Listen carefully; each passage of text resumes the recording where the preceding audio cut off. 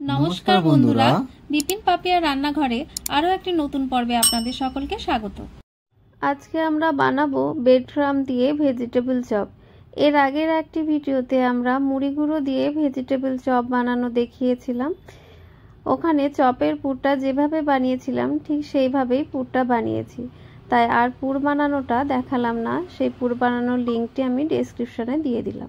একটি বাটিতে 4 চামচ কর্নফ্লাওয়ার নিয়ে জল দিয়ে গুলে পাতলা একটা লিকুইড বানিয়ে নিয়েছি।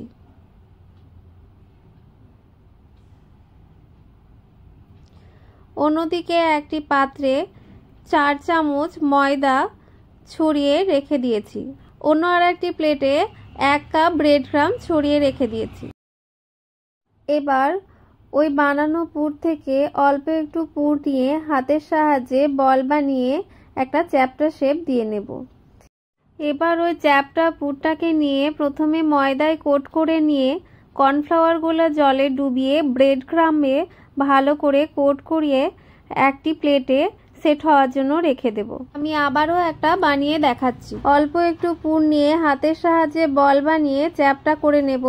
এবার ময়দায় কোট করে কর্নফ্লাওয়ারগুলো জলে ডুবিয়ে ব্রেড ক্রাম্বে ভালো করে কোট করে প্লেটে রেখে দেব। এখানে আমরা চপগুলিকে দ্বিতীয়বারও কোট করে নিয়েছি।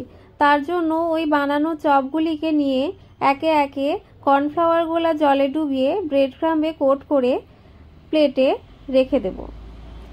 অন্যদিকে ডিপ ফ্রাই করার জন্য তেল গরম হতে বসিয়েছি। তেল গরম হয়ে আসলে আঁচটি মিডিয়াম টু লো করে দিয়ে একে একে সব চপগুলি তেলে ছেড়ে দেব। উল্টে পাল্টে বাদামি করে ভেজে তুলে নেব। এভাবে আমরা 2-3টি ব্যাচে সমস্ত চপগুলি ভেজে একটি পাত্রে তুলে নেব। একটি সার্ভিং প্লেটে গ্রিন চিলি সস ও টমেটো সসের সাথে পরিবেশন করে নিয়েছি ব্রেড ক্রাম্ব দিয়ে ভেজিটেবল চপ।